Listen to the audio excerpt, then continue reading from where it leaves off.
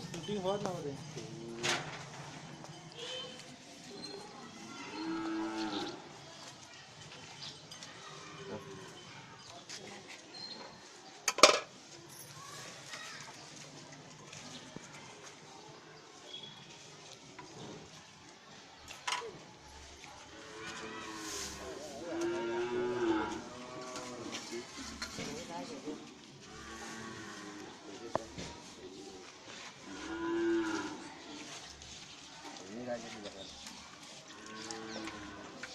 कल क्या कर रही हो?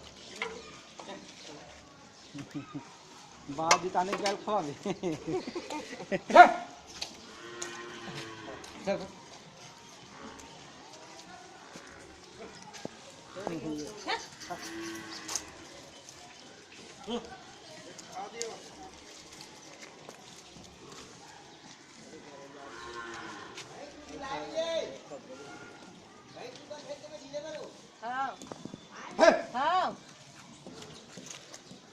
खुशी ये तो